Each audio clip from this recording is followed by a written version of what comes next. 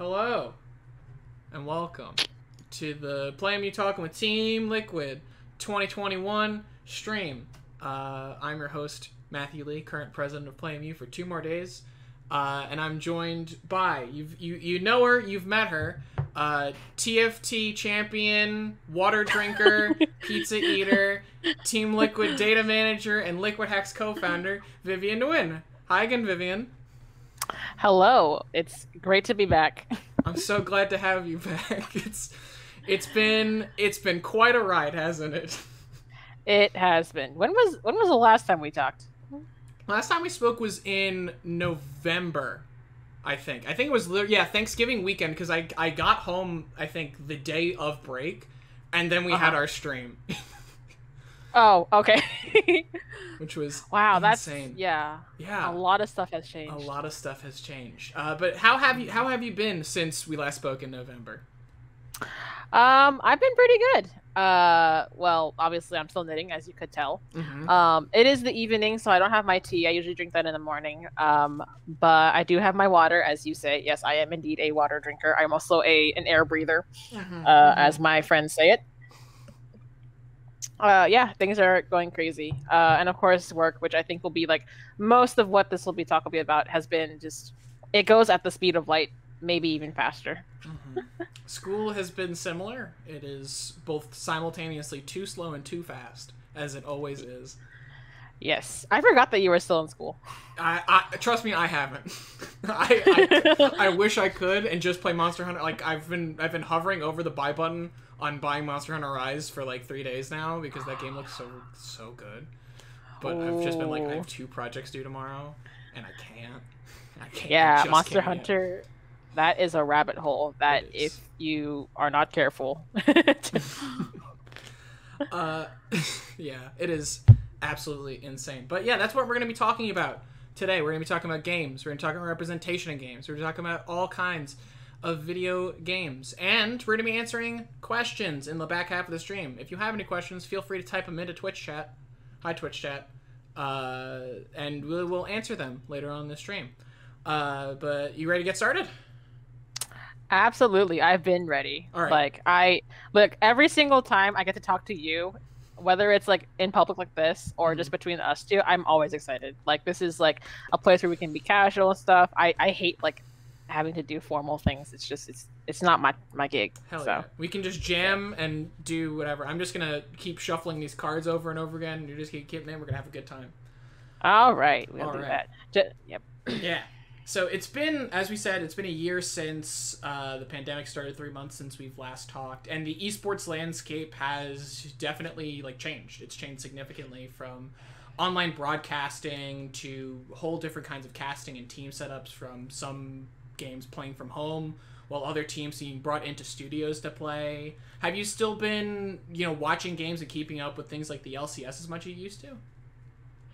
Honestly, to be really honest with you, I actually haven't. I usually tune in every now and then to watch like an LCS game, or when we're playing CS:GO, I'll usually watch a game while I knit, of course. But for the most part, I haven't really been kept keeping up, only because I've been busy doing other things. There's actually going to be a lot of stuff coming up from my end in the next few months. I have not told anyone yet, and I really, really want to, but I love my job way too much. So I'm going to be keeping my NDA and keeping that, behind closed doors. But yeah, I think my straight answer is I just haven't, and it's just because I've been busy with both my work life and my personal life. Yeah, that makes sense. So for the some games that you have been able to catch, a lot of people like obviously miss being in person, miss being in studios or going to see people live or things like that. But is there anything about the pandemic or just the global state of the world that has changed esports that you've enjoyed in the games that you've got? Ooh, yes. So when after the world decided that we have to be at least like 6 feet apart from each other. Obviously, I know that people really miss like the intimate part of it. Sitting next to your friends, at an esports arena, or cheering on your favorite team, right? Or going to tailgates, right? Those have all had to be moved digitally. But with Team Liquid being a worldwide organization, us having to account for not only time zones but also for digital experiences, there hasn't really been much change on that end. So I think we've adapted pretty well. The biggest thing that I've seen as a result of the pandemic, which not to say that the pandemic is good, because obviously having to wear a mask every time you go grocery shopping is insane. Hmm. But one of the things that I really noticed is that a lot of people have been exposed to the world of esports through the pandemic. You're sitting at home, you can't really go to work. So it's like, what better else to do, right? People in the traditional sports world will watch like VODs or replays of different matches, right? But the more that you spend time at home, the more you get to just spend time with your kids. And more often than not, parents will, try to go into what they want to do. And a lot of kids nowadays play video games. And where do we see most video games? On Twitch. Hmm. So parents will, get exposed to that and be like, oh, this is something that's really cool, right? And as they dive deep into the world of esports, they find that it's an industry that can thrive whether or not we are in person or online. So that I would say is one of the bigger positive things coming as a result of the pandemic. Also, I mean, it doesn't hurt to have much cleaner facilities or like cleaner places. Like Team Liquid, what I really love in particular is that Team Liquid has been very vocal and transparent about how we go about, cleaning our facilities and making sure that people who are tested positive, like we alert everyone and we make sure that everyone's okay. So, we've been doing a really good job of keeping the public informed with how we go about COVID-19 regulations. Yeah, for sure. And I think the take on parents introducing their kids to esports, or rather being introduced through their children to esports, that's something I've never really thought of. That's something that's very interesting because like, I mean, Fortnite is such a, like, it's a meme, right? You have, like, people saying chug jug with you on the school bus or whatever, but it's the gateway, right? Like, it's some of the largest prize pools in esports. It's some of the, like, it's one of the easily most popular games, especially. And so having that throughway and, like, having that perspective is really interesting. Same thing with, like, speedrunning and, like, Minecraft. I imagine so many people are getting into speedrunning because of their children, which is such a great thing Yeah. to say. Yeah, I imagine like parents are like joining Minecraft servers with their kids and they're doing like a family server, right? Like, could you imagine them like rebuilding the house of their dreams in Minecraft? Like, that would be super insane. Also, like, speaking of Fortnite, I literally had somebody in my DMs asking to join our org in Fortnite, and I'm like, this better not be one of those 12-year-olds that just DM me asking to be part of Fortnite, because as much as it is of a meme, it actually is a reality. Like, Yeah. I don't get them too often because I'm not as active in our Discord server because I do other things, but I get them every now and then, and I'm just like, a DM doesn't tell me how well you perform in Fortnite. Mm-hmm. I can't really do anything. That's one of the last Fortnite tangent before we go on. That is one of the best emails I've ever received while working as club exec. I think it was like 2 years ago when we were sending a lot of emails out about like esports and like people playing in Blizzard esports and TESPA and things like that. And we just got a 4-word email, just RE to the subject line, that just says, y'all play Fortnite. Well, y'all is conjunctions. It's technically 4 words, but y'all play Fortnite. And I never laughed so hard in my life. And I really just wanted to respond with no, because TESPA didn't offer a tournament bracket at the time, but we had to like be like, we're working on it, we're looking at it, it's coming. We still won't have a Fortnite team. We should probably build something like that. Probably, yeah. Yeah, probably. Last time we talked in November, one thing that I thought was really interesting in terms of one of the things that you especially talked about was the never-ending endeavor that is women's representation and minority representation in the esports industry. Since that last conversation, how do you feel that that endeavor has progressed? I think it's getting a lot better. Not to say that we have reached perfection in terms of representing women, but I think we are making a lot of progress. I think a lot of orgs are very aware of different ways to represent women and acknowledging that in order for you to show that representation, you have to start by listening to that audience, that community. So if you are, like, in particular, like this is literally the last day of Women's History Month, right, or International Women's History Month. So over the past month, I've been seeing a lot of different campaigns where, especially in esports, like we've been highlighting women. They've shown different positions that we are capable of being in, which can extend to other people, but like in particular, like we don't really see a lot of women in like higher level positions, and so it's a really good opportunity for orgs to kind of highlight and say like, hey, like thanks for all your good work, right? In particular for us, like what we did was we had this poker power tournament. So like all of the women at Team Liquid, along with some other women, played like this poker tournament for charity. We also did like a mentor cafe. So we paired together some women mentors with women mentees, and they were able to pair up and establish some kind of like mentorship, and some other really, really fun things. So are we making progress? Absolutely. I think we are. Do we still have a lot to do? I think yes, as well. Of course, never ending. As we said before, I think as we'll continue to say, you know, as soon as we both people who need to be represented and the allies that can help to represent them, as soon as we stop trying, then that's the end of it, right? So we have to keep pushing forward to make sure that not only representation is equal, but that it remains equal, which I think is huge. Absolutely. Touching on, you know, today, it's the last day of International Women's Month and Women's History Month. But rewinding the clock a little bit, March 8th was International Women's Day, for those of you that don't know. And as you said, and as you mentioned, that a lot of esports organizations have been taking notice of women in the industry. If you look on Twitter timelines everywhere, like Team Liquid and TSM put out videos highlighting women that work on their teams. Cloud9 and Evil Geniuses made a tweet, and after that, a lot of the like highly concentrated, highly mediated content kind of petered out. So the first thing I wanted to ask you about this was, were you asked to be in the Team Liquid video? And then following up on that, is there more that esports organizations can do right now to support women that aren't highlighted that much through social media? So to get the first question out of the way, because the second one does have a bit more details to it, yes, I was asked to be involved. It was kind of like all the women were kind of gathered. We're like, we want to do some cool stuff that highlights us, and I was part of that, and I was like, sure.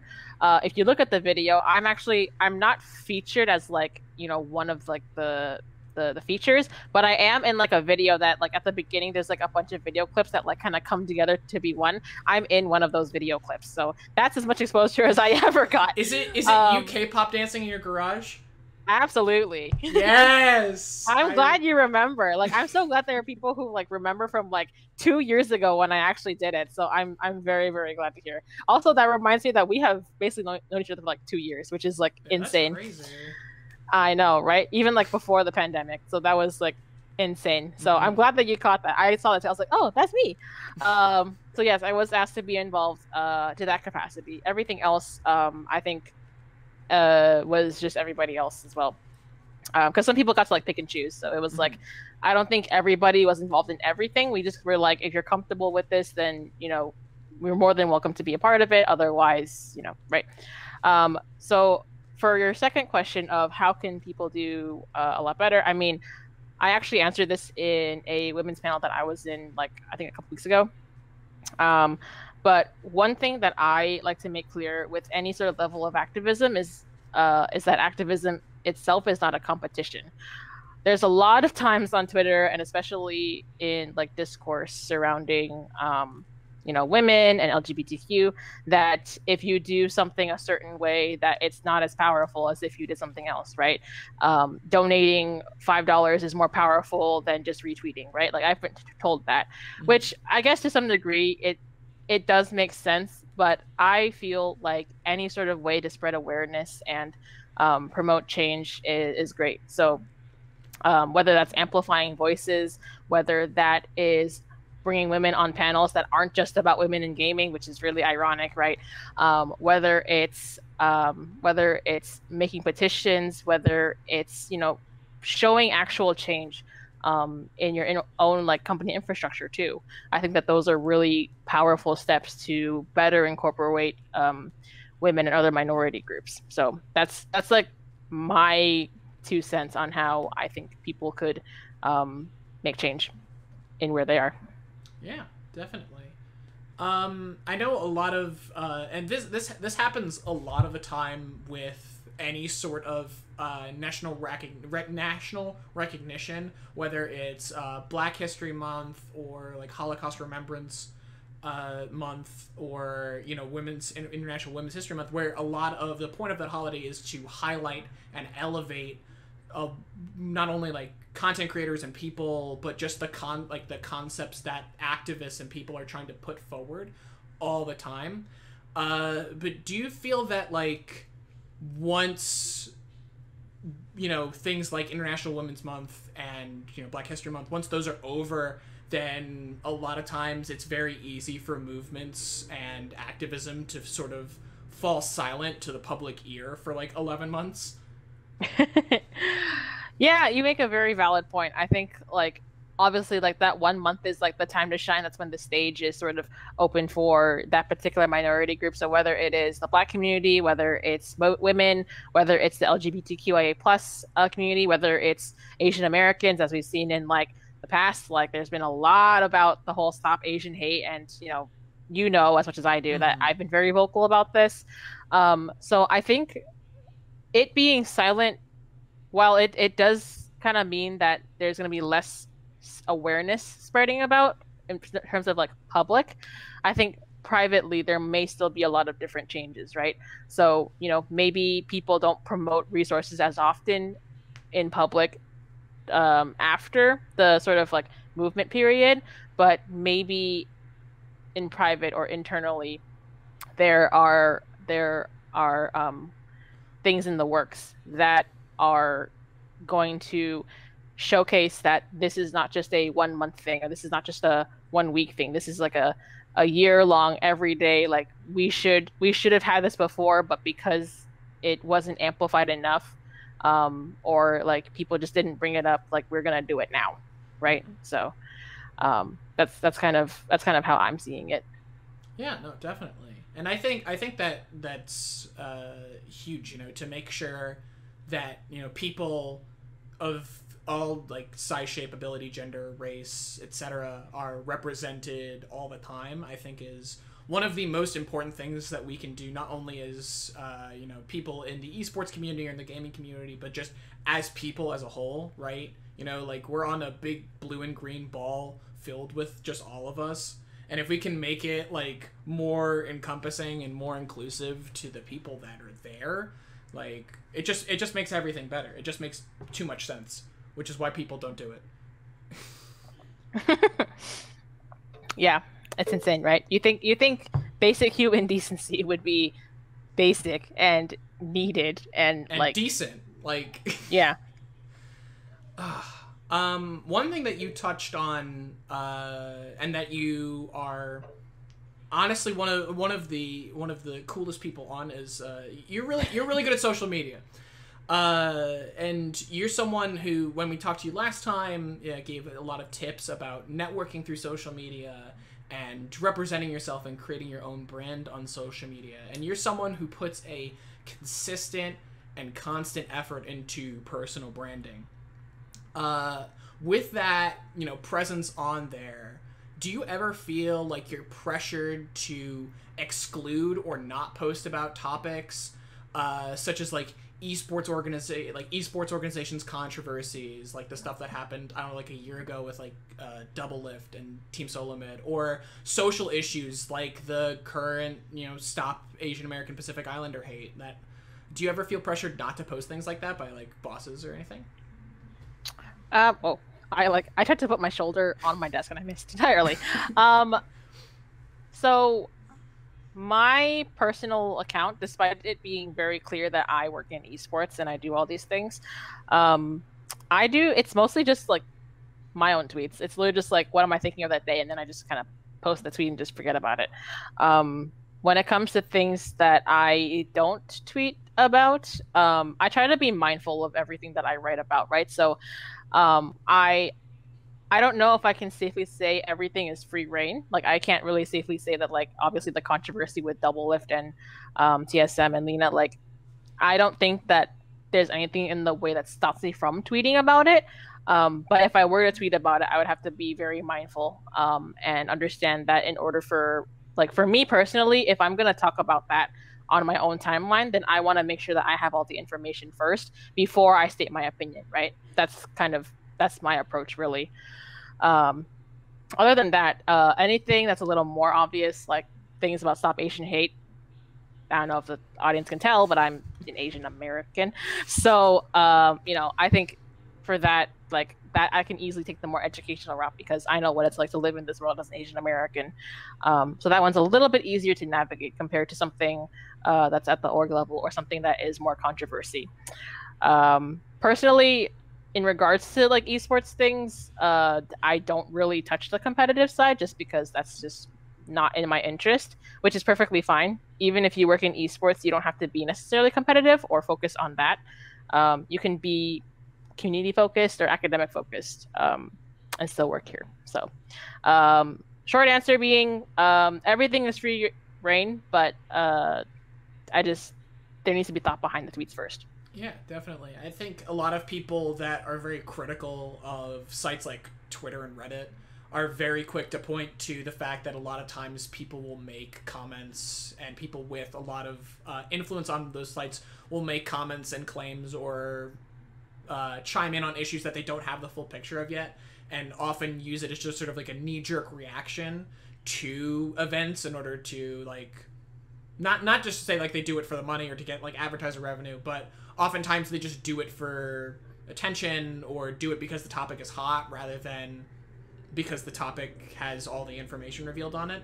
And I think building a brand and building a presence online that is dedicated to making sure that information is accurate, that there is a base of knowledge about the things that you're talking about, I think is very important, and I think is applicable to anyone, not even people in esports on the platform, is to make platforms like that better, and also to make yourself a better user of those platforms, to just talk about what you know, and make sure if you don't know something to do the proper research and the due diligence on it.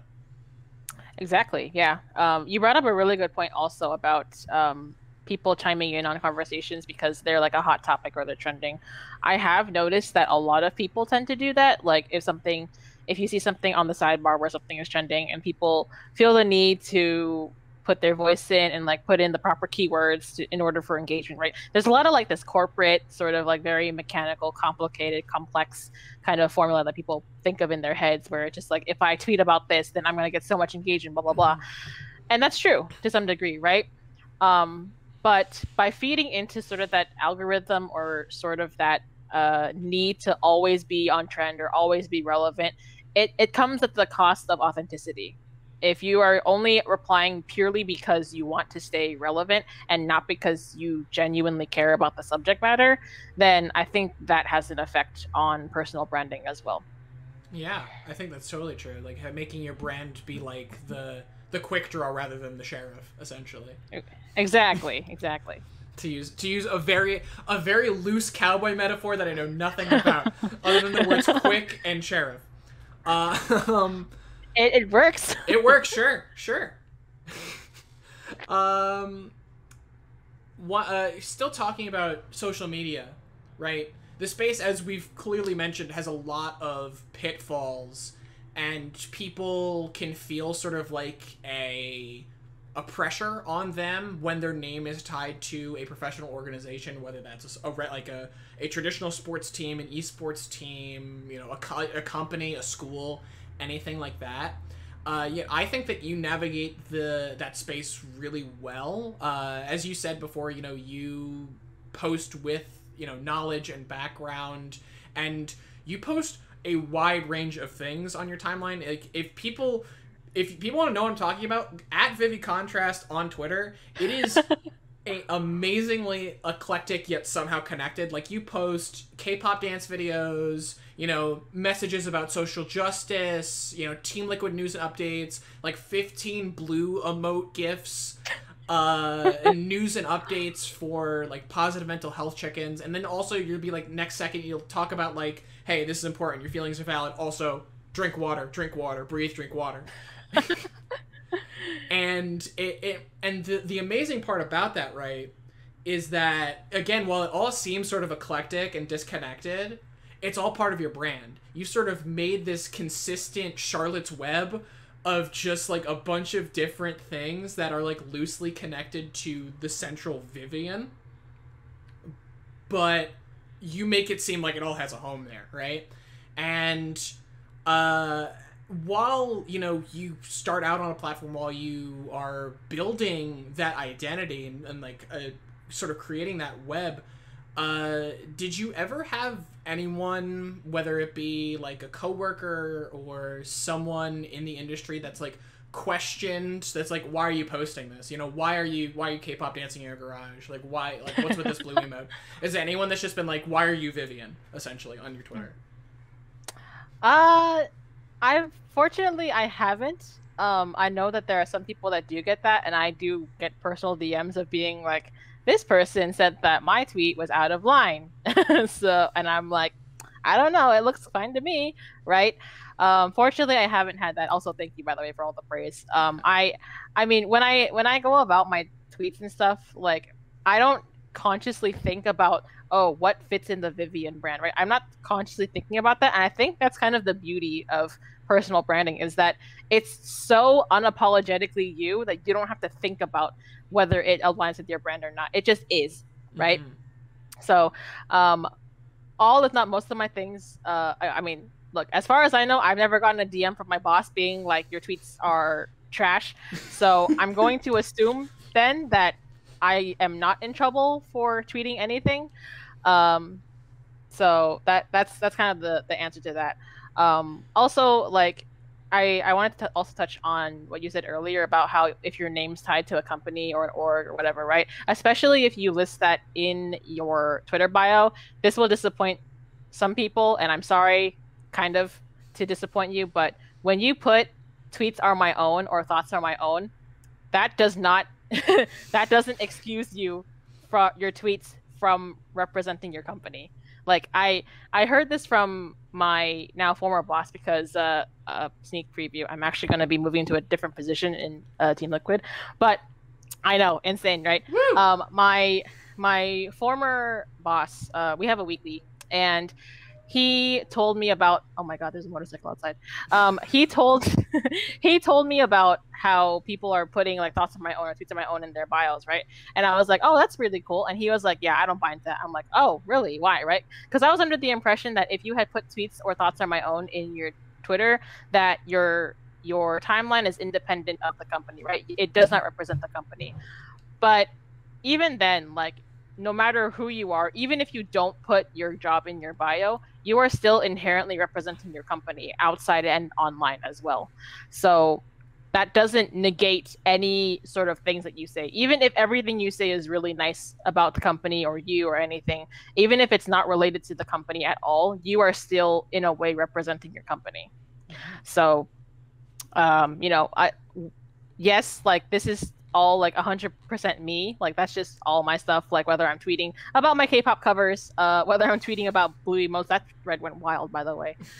You know, I'm still being very mindful of the fact that I am representing Team Liquid, right? Even if I were to remove my Team Liquid thing, I am still representing them because I work at Team Liquid. Mm-hmm. Right. I think, yeah, I think that's like, I think a lot of the misconception is just sort of people think there's like this legal immunity where as soon as you just put like, I don't represent anybody except for myself, and people think that's just like, and I got it. I got the wizard. I got the protection spell cast on me. I can say whatever I want on Twitter and have zero consequences. And then they're like, wait, what do you mean? I called every TSM fan a gargoyle and I'm getting fired. Like, what do you mean? That's ridiculous. I said it's my own thought. Like, I think you bring up a really good point of. That even though you can say that like you are not an official ambassador of like a team social media account or an organization social media account, because you are publicly putting into the space thoughts and opinions that may reflect poorly on that organization may choose to take notice, right? I think that's fair. And also I want to throw a disclaimer. I'm not saying any fans of any esports organization are gargoyles. Okay, you can't take that out of context. You can't get me on that one. Reggie's gonna come in here and just be like, "All right, this man just." I didn't like that cartoon. I didn't like gargoyles. Get him out of here. He doesn't even work for us. Get him out of here. He's off Twitter. Following up on the sort of the notion that that someone's brand or someone's personal identity online is very closely tied to themselves, in which like people can make posts without even like thinking, really, not necessarily without thinking, but without thinking that like, are these jeans me, or like, is this blue gift me? How would you, like, in one sentence or less, how would you describe your personal brand on social media? Comfy vibes. I like that. It's very, very comfy vibes, or comfy tweets. I actually, so the way that actually started was, I was kind of doing my thing, posting on Twitter, just whatever, right? Again, I don't really think of my tweets as being like, oh yeah, these are my tweets. I'm just tweeting whatever goes on, whatever here. And one of my really, really good friends, we've been like super good friends for like a couple of years. We actually went to the same school and graduated at the same year without thinking, without realizing that. And she told me that she described my tweets as comfy tweets.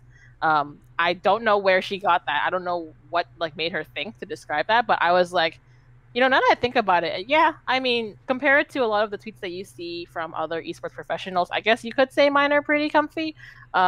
Just because like it's not that I don't touch controversy or politics in any way, because as you obviously know, like I have a literal thread of being like, hey, so we live in a world where white supremacy is still like prevalent, right? So it's not that I avoid any of those topics. I go into creating a space where people can comfortably talk about this and exchange ideas despite them being different or conflicting, right? So that's kind of how I would see myself. So comfy vibes isn't necessarily like, oh, you are a very safe space, like there's no conflict whatsoever, it's all rainbows and ponies and lollipops. Like it has that sort of aesthetic to a sense, but comfy vibes to me means that if you whether you came from a background of being like a perfect straight A student who had really great parents and you grew up with a childhood, or you are the most broken person ever, if you are the most broken person ever and like you were stripped of your childhood and whatever, right? So regardless of what extreme you come from or whatever you are, wherever, like how you grew up, you are part of this, right? Like your opinions are valid, your identity is valid. You are allowed to speak your mind and not have to worry about people lashing out at you or facing unnecessary negative reception.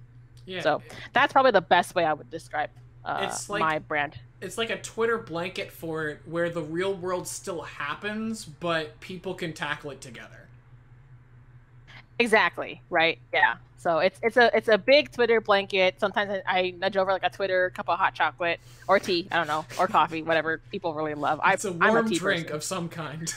Yes. You add in the marshmallows. You add like the whipped cream. Like I personally love when people add like the cocoa on top of the hot chocolate. It's really, really amazing. Yeah. Big agree. Going back into esports organizations' presence, not only through social media, but in the space of esports. There's been, I don't know, I've definitely talked about this with you a little bit, but there's been this very large push, especially this year and last year, about highlighting professional women players. People who not only play on the competitive stage, but people who create content or videos. I shouldn't call it content. It sounds so robotic when I say content. People who make videos and like social media posts, people who stream. For example, TL signed Fortnite Pro Alexa this month and Hearthstone Pro Slissa last month. I love Slissa. She's amazing. She's so funny. Orgs like Panda Global just signed a chess pro, Anna Kramling, and professional voice actor Faye Mata, who does a lot of voice acting for fighting video games. I love Faye so much. I've been a fan of her since like literally 2009. She is amazing. Absolutely phenomenal. And TSM introduced Julia Mayumi Nakamura as an official content creator. So a lot of these professional organizations are, taking notice and I think finally, highlighting women in the space, not only behind the scenes, but in the driver's seat essentially of the as the public face of organizations. How do you feel about that? How do you feel about this new sort of newer public push for women as like the front people of esports? I think it's great. I think it's fantastic to see a lot of women compete professionally. We typically see a lot of women in the community side of esports as community managers or TOs, and we see them a lot in academics where they are teaching, right? I personally know a lot of women who are working to create esports programs and implement them in their respective colleges, so that way students could expand upon their esports clubs and convert them from just an extracurricular to an actual program and degree that they can then use to apply to the esports industry. So it's really, really nice to see a lot of competitive gamers. What I really also love is that there has been a lot of release of full women teams as well. So, obviously Valorant, Evil Geniuses released a mixed roster for them. TSM has an all women team for Valorant, I think, as well. So it's really fantastic to see all this happening. Now, I do come from a background where all women teams have been used sort of as pawns.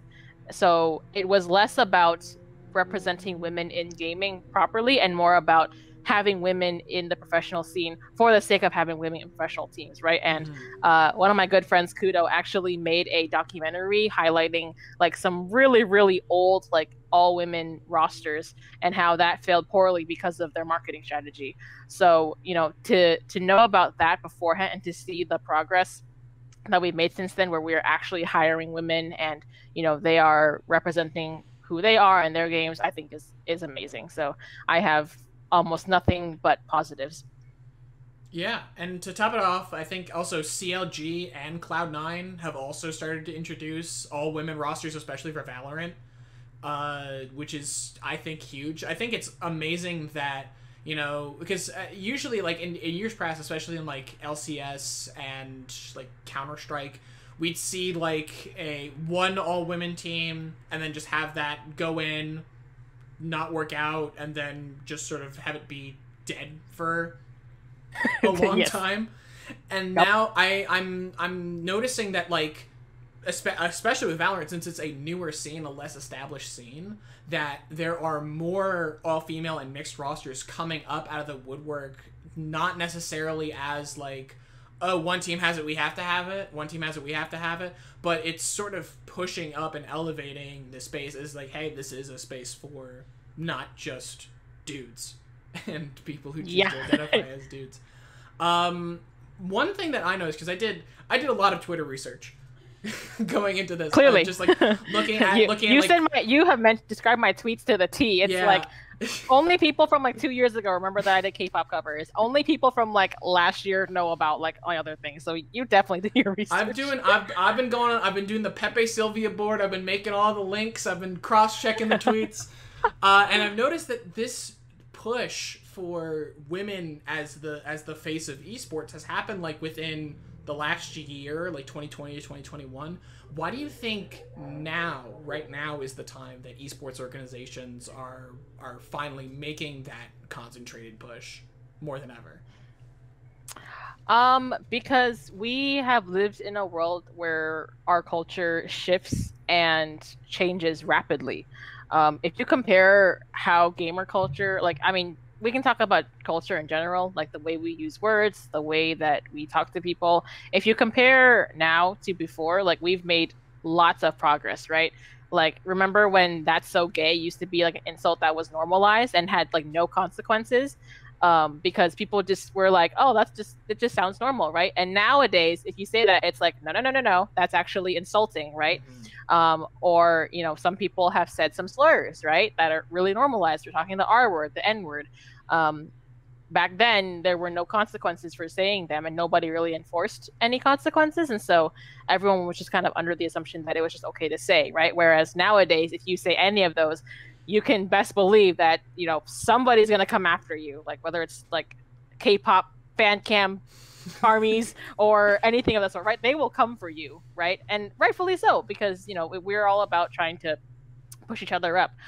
So, now that we're kind of in a situation where, change is more accepting than it is like previously, there's not as much resistance. There still is a little bit to a degree, but I think that now is a really good time because people are becoming more and more open-minded. They are becoming used to the idea that, there's not just like statements of there are more women gaming, or there aren't just statements of, oh yeah, there are more minority groups playing. It's like these are actual facts, right? Every single organization in gaming and esports has like statistics that they pull from Twitch streams, from live events, from digital events, and you can see the demographic change over time, especially if you've been gathering this data for the past 5-10 years, right? Before then it just used to be like all guys at MLG and like TwitchCon, right? Now it's like, now that more women are involved, and now that there are more minority groups, and now that they are demanding spaces and creating their own spaces, you can see the demographic change. I think like now women either make up half or even more than half of the population. So men, you're the minority now. Good luck with that. With an audience that is more open-minded now, like that's when we are shifting the responsibility from the consumer to the corporate world, where we're like, hey, we've done our part to let you know about the issues, and we've offered a solution. You need to carry your end of the bargain, and you need to make sure that we are also represented there as well, whether it's hiring more women in your industry as players or professionals, whether it's being more diverse in your hiring process, whether it's doing all these things. That's kind of where I see the reason and the motivation behind having that stronger push to be like, look, it's 2021. If you don't have women and minority groups in your company, and if you are not actively listening to them, you are already falling behind. Exactly. Yeah, I think it's like so many groups are, I guess, moving away from the echo chamber that is just like statistically and stereotypically all men, corporations, right? A lot of companies are doing more to make sure that more voices are heard, because a lot of times what people don't think about is that like every single different intersectionality that people have, like every like whether it be like religious background, race, ethnicity, age, gender, sexual identity, like all that kind of stuff, that plays into your perspective and your mindset. And the best part about it is it's not like mutually exclusive. It's not like you need to check a box for every one thing, like you're collecting Lego sets. It's having a group of people that don't necessarily check a box but sort of blend together like a big piece of corporate spin art with different colors just spinning around and having a good time, and like making an environment that is colorful, that is like widely diverse in order to propagate different ideas, I think is something that's absolutely not dire, but absolutely crucial to the success of any organization, not just esports, not just gaming. But I think esports and gaming are in a unique position where so much of the industry is community driven, and so being able to have a loud community scream at a bunch of different corporations on like Twitter, it's slow, but it's making the process so much better, in my personal opinion. Yeah, I agree. Talking about building spaces and constructing different environments for people in the esports industry, college is while it is, some people consider it the original environment for esports, it is a new environment for professional esports, where a lot of teams and organizations are dedicating resources to build a pseudo-competitive environment at the collegiate level, right? Which I believe is an amazing opportunity to sort of build new communities from the ground up as inclusive, instead of having to throw eggs at like Todd Howard's house in order to like beg people to be inclusive at like Bethesda or whatever, right? So what I want to know is, do you have any advice for people who are trying to create spaces on campuses or in high schools or at like local communities to make them as inclusive as possible? I think definitely the earlier the better. If you establish rules like a code of conduct saying things like, we are welcome of everyone regardless of your identity and your background, and you enforce that culture, like, if there are people who are like throwing homophobic slurs, or if they're saying anything, or if there's any harassment, um, taking action to prevent that from happening is one way of being very inclusive, right? Um, a lot of times people do focus on just kind of writing a code of conduct and being like, don't be mean to people. And then like people end up being mean. They try to report it to you or they escalate it and it never gets resolved. So in that person's eyes, whoever does that report, they will have this idea of, this is supposed to be inclusive, but I'm not being heard. So why should I be a part of this, right? And so understanding the vision and the mission statement for your club or extracurricular, and then actually following through with them is one way to show that you're very inclusive, right? If you want to be a little more louder and have a lot more visibility on a public facing sort of perspective, definitely doing like charity streams, doing things like, actually showing some kind of allyship towards minority groups and especially women as well. So if you're donating to, especially smaller like nonprofit orgs, I think that is really, really helpful as well, because that in itself will show that you are actually wanting to be inclusive, that you are willing to put your money where your mouth is and actually show that you are willing to allow people outside of just cis hetero white men into your club, right? So I think that makes a lot of sense. It's just show, like, you can tell people, hey, we're inclusive, but you have to then follow up and show it, right? You can't just talk the talk. You have to also walk the walk, or in esports case, you have to run the marathon. You have to game the game. Yeah, you game the game, exactly. The last question I have for you before we move on to people in chat is, you're Okay. someone who got their start in the esports industry through your work as, on college campuses, building connections and essentially running a lot of the operations for your school's gaming and esports org, right? Yep. Why do you think, and I'm going to assume you're going to say yes to this question, you can say no if you'd like, why should people join esports or gaming organizations at the high school or collegiate level? Because what other job lets you play games for a living? I'm just kidding. Don't take that as advice.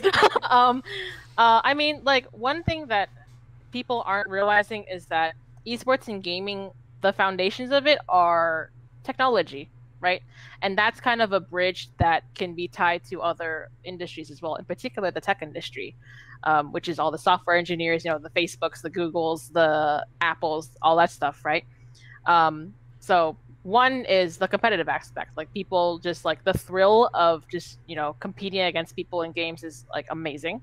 But also there are practical applications where you can take esports and apply it to, say, educational stuff, right? Like, so for transparency's sake, I am involved in a lot of EDU projects within Team Liquid, which you'll hear about later in the year. And one thing that was brought up to me by a lot of the professors I talked to is that they use gaming as an influence or an application for their own teaching material, which is great because the current educational system is really, really boring. It is very, very, like, if we had like an hour more, which I don't have, and I don't know if you have either, but if we had an extra hour, I could just rant to you about all the things that I think are wrong with the educational system and why you can't translate a classroom directly onto Zoom and expect it to run smoothly, or you can't expect it to be as engaging, right? So by understanding how esports and gaming works and understanding the culture, you could really use that as an influence to then guide your own curriculum and your teaching materials. And you can also apply that to your work culture as well. Esports is it's in a situation where managing our work culture, managing how we educate people is very, very flexible. We don't have this rigid like Bible of things where it's like if you break that, you're going to hell, right? Which I would love to, because Lil Nas X video, like if hell is that great, I would love to be there. It is amazing. Those boots, I gotta figure out where he gets those. They are amazing. Yes. Right? It's such a good video. Oh my gosh. It pissed off so many conservative Christians. I loved it. It was so great. But that aside, yeah, no, like there's no like Bible, or there's no like set rules that we cater to, right?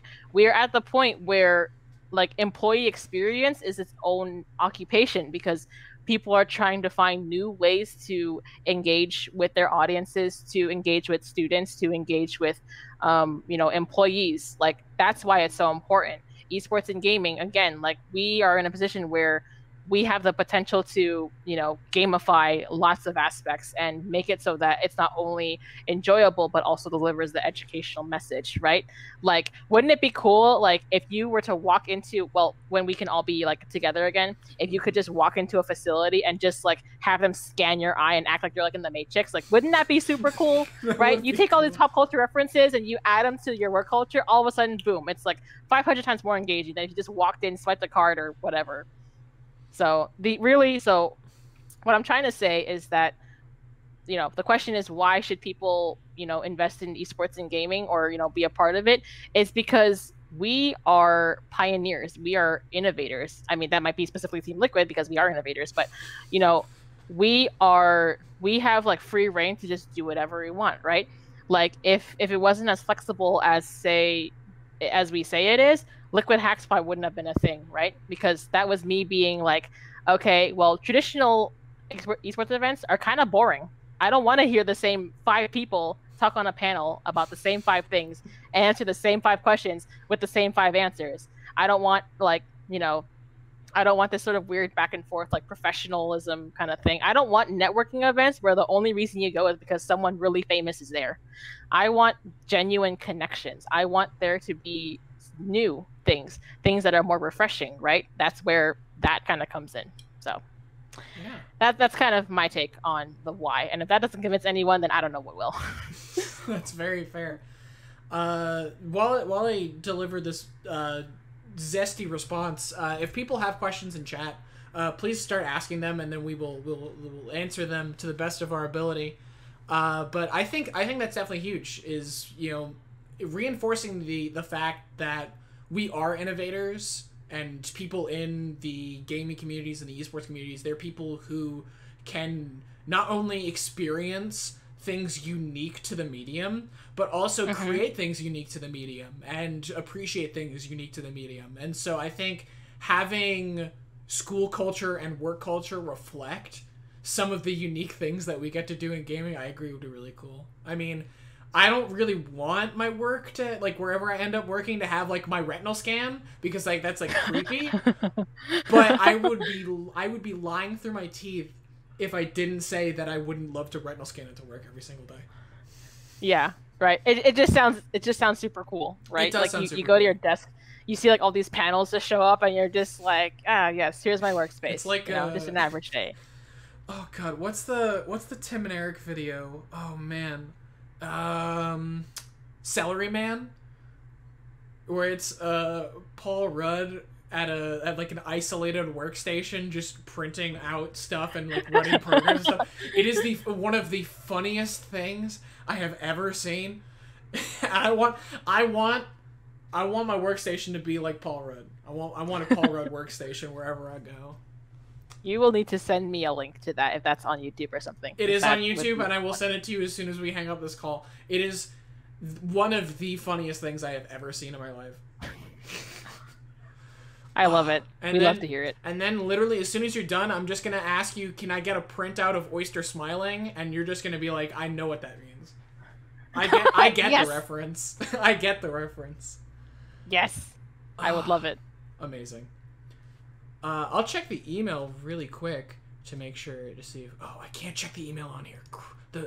Ignore the wizard magic of I can't go into any other tab on Chrome or else the whole illusion will fade of a perfect overlay. Yeah, we'll just the wizardry just yeah, the wizardry. I'll have to yeah. check my mobile learning device really quickly.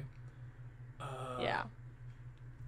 It looks like we don't have a whole lot coming in from the chat. Oh, we do have a question here. That's a big question. That is a big question. So this is from Sundarier. Thank you. He's my roommate, and he's amazing. Thank you, Kyle. You mentioned that the gaming community has made good progress in normalizing marginalized groups. I was curious as to whether there are any communities in particular that are still struggling to find acceptance in our sphere, and if there are any particular strategies towards making them more welcome. I think this is a great question. That is a really, really great question. Like I said, there is a lot of progress that has been made towards making spaces a lot more inclusive, but as you stated in your question, there are some groups that are still struggling, and I think I don't think it's a competition. I don't think there's a matter of like whether one is suffering more than the other. I think it's just there's still a lot to learn in esports and gaming, right? In a world where Call of Duty comms were the nastiest of its kind, and it probably still is now. They probably just like been backed up into a corner because everyone else has been like calling people out and saying, "Hey, that's not cool," and all of these like give me just a second. I am on a mission. Okay. That is the Kim Possible ringtone. I think importantly, I think just more spaces need to be highlighted in general. One thing that I found that was really cool the other day was there's a whole VR chat community dedicated. It's called Helping Hands, and you can look them up on VR chat and on Google. They are a VR community dedicated to teaching sign language and engaging deaf people in the space, which I think is absolutely fantastic. I think that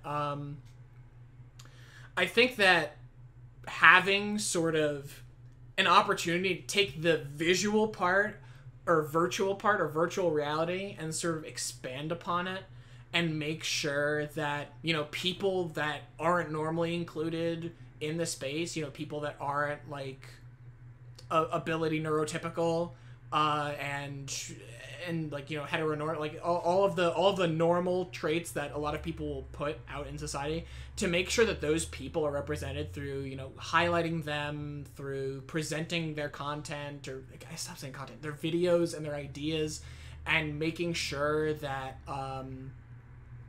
that they're represented, I think is huge. As someone who is straight and white, I can't really speak to the communities that are underrepresented. I mean, I don't see a lot of openly Jewish people in the community, and I'm someone who likes to think that they're openly Jewish. So I'd like to see that. That'd be fun. But I think there are a lot of community-driven spaces that are great for that kind of area. Yes, I agree. Yes. Also, by the way, yes, you did hear Kim Possible, because that's my ringtone. And it's the coolest thing ever.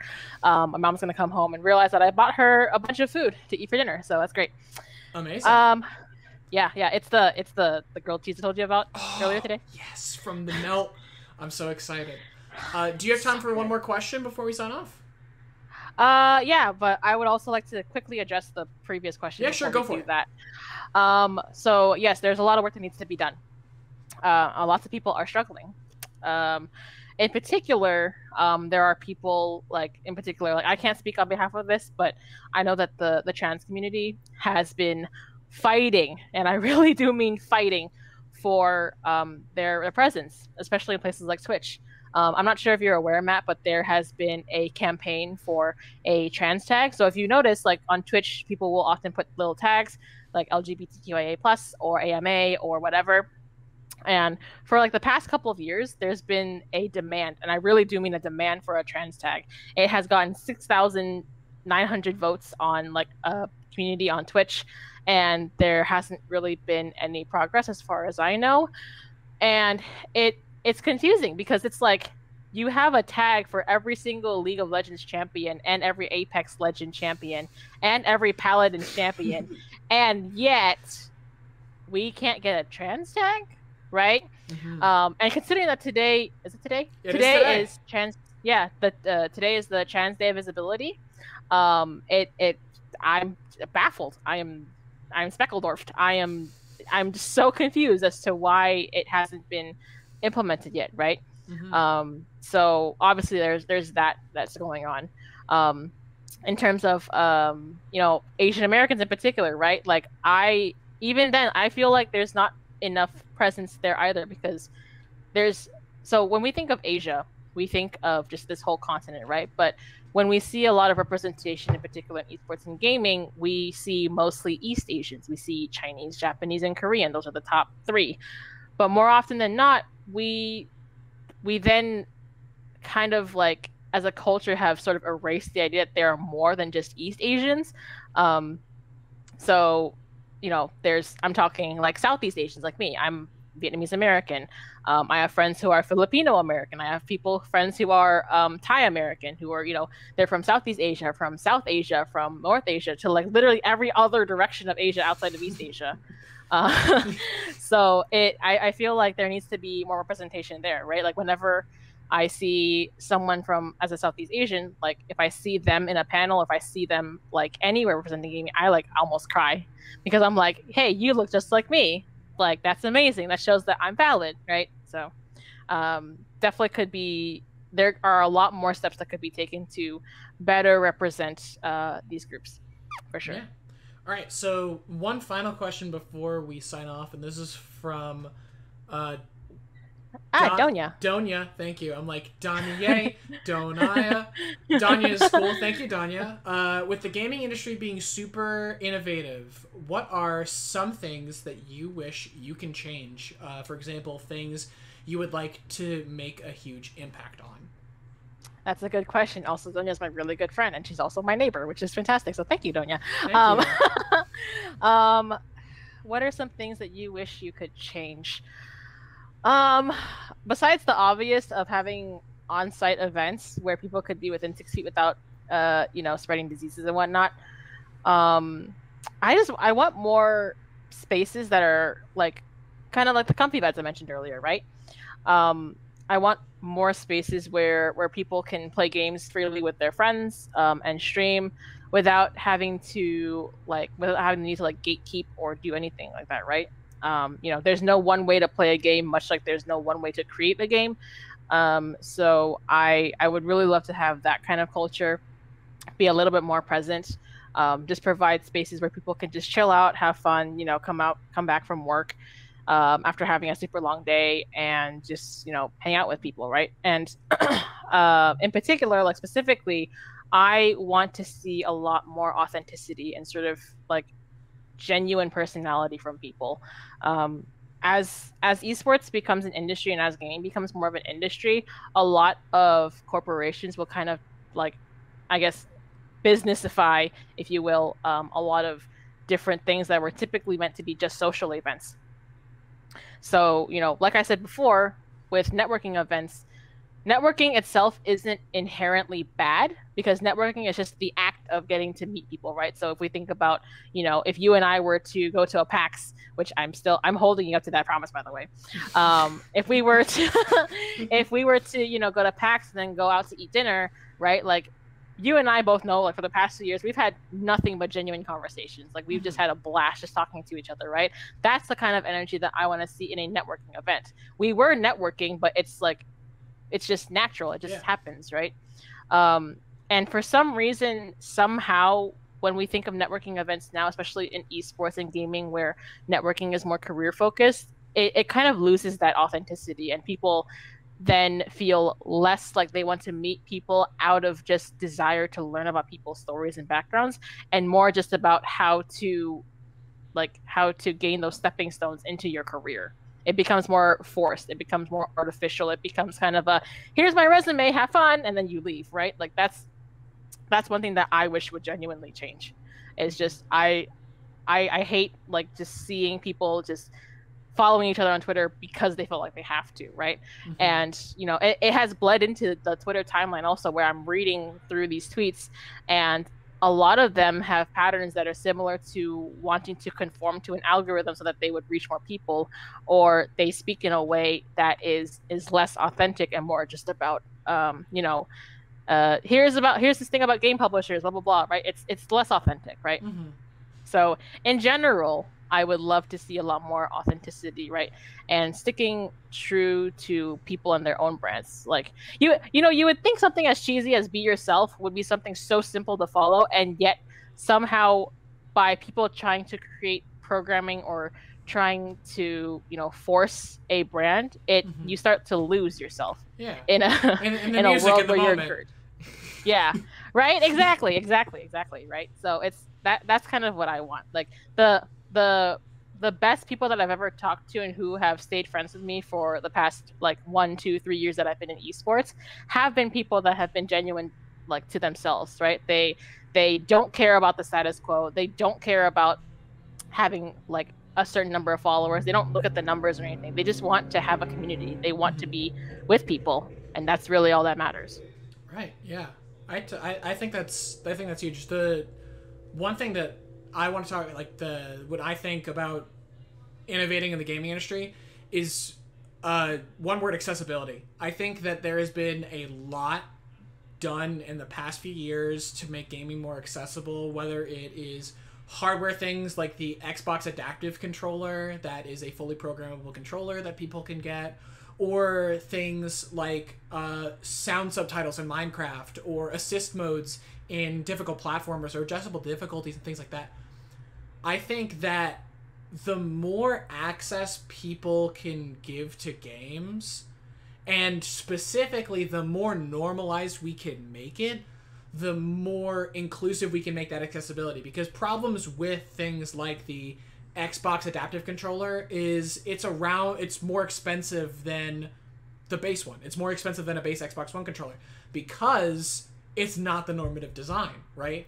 We don't, as a gaming society, we don't think about, the most accessible first. We think about what has worked for years and years and years, and what people like, or what people who have, the ability to be forward in the gaming space without having like impediments or anything impeding them for participating in the gaming space. We have that design, forwarded. Like if you take a look from like the GameCube controller to like generations of DualShocks and like Xbox controllers, they have the same sort of grip with like the wings down, triggers on the top, bumpers, two stick. Like the controller design has been something very similar, and I think what Xbox did in terms of creating an adaptive and fully customizable controller for people that schema just doesn't fit for, I think is huge.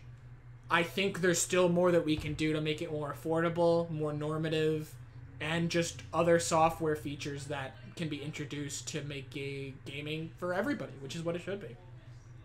Yeah, right, exactly. Yeah. As gaming companies, as game publishers, as esports orgs try to make things more accessible to more people because they realize that the audience is beyond cis hetero white men who live in their garage. I'm not shaming because my room's in my garage. Anyway, Mm-hmm. It makes a lot of sense, right? Like, we can look at this from a lot of different ways too. Like whether we are talking about people who are neurodivergent, whether we are talking about people who maybe are just socioeconomically, behind compared to other people. I mean behind in the sense that like we're poor. Yes. Like Yeah. it's right. So it's with these sort of like obstacles and challenges and roadblocks comes. I think that's kind of where a lot of motivation for change comes. For example, just to plug in Liquid Hacks here. So Liquid Hacks, just to recap, Liquid Hacks is a hackathon event series that started by me and my friend Janet Fang. We created the hackathon event back in November, and the winner of that event made VR Valorant. So like you are literally on the map in Valorant. But instead of buying a super expensive controller, they used a Nerf gun, which is like the cheap toy you can buy at Target. Mm-hmm.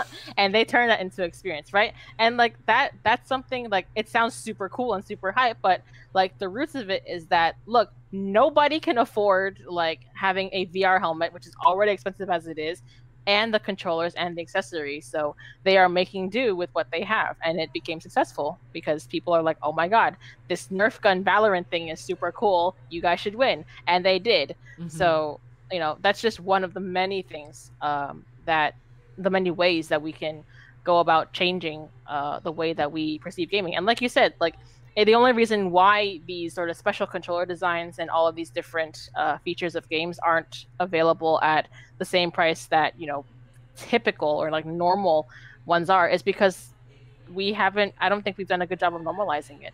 And it's probably because people just haven't realized that these are in demand and they're needed. Yeah, definitely. We are 10 minutes over time, and I want to thank you so much for joining me once again. Do you have anything that you want to plug before we sign off? Well, I guess this is where I plug in my socials and stuff, right? Like that's what all the professionals do. I mean, you're the professional. You tell me. Right. Well, listen, I'm a professional away from all the professionals. Right? I'm like, it's like everyone else is at the cocktail bar, like drinking their drinks and talking about like their business models, and I'm over here in the corner drinking like apple juice, just being like, yes, apple yes, juice out of like a stein. Yeah, like I have like a goblet. Yeah, that's me. I am Vivi Contrast on my Twitter and Instagram, and maybe some other things. If it's not Twitter or Instagram and they're asking you for something in exchange for money, that's not me. Run. Like I said, I am actually switching roles in Team Liquid, which is really exciting. I can't say what yet, but I am like moving on to bigger and better things. And speaking of bigger and better things, I have so many surprises coming this year. There's a lot of stuff. People have been asking, when is Liquid Hacks this year? When is all this stuff happening? What are you doing? And I'm like, yes. Mm-hmm. That's all my answer is. It's just yes. When's it happening? Yes. Yes. So they will all be announced within the next few months. Yeah, and you can find all that news at Vivi Contrast on Twitter and on Instagram also. Yeah, I mean I post every now and then on Instagram and I like share stories, but Twitter is usually where I have all my comfy tweets, as Donya says, where I talk about all things and whatnot. You may be seeing some old familiar content come back within the next couple of weeks, so yeah. Awesome. So again, thank you, Vivian, so much for having this conversation. I want to thank you, all of you in chat, for the amazing comments and the suggestions. You guys were amazing. Thank you so much for listening and participating. For PlayMu side of things, we have club elections, officer elections on Friday at 7 p.m. If you're in PlayMu and you're watching this, please come to elections. We want to make sure that people vote and we decide on who's going to run for, obviously, one of the most important years in the club's history. So please come out and do that. Follow us on Facebook and on Twitter. We're PlayMu on both of those.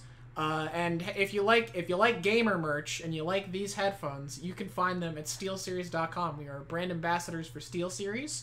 If you go to Steelseries.com/PlayMu, that's our affiliate link. It'll help us out. And at checkout, if you use the code PlayMu10, you'll get 10% off of your entire order, and our club will get some kickback to run awesome events like these, tournaments, and other stuff to help fund pretty much everything that we do, since we are a no dues, no fees club. Thank you so much for joining us, and we will see you next time. Bye-bye. Bye.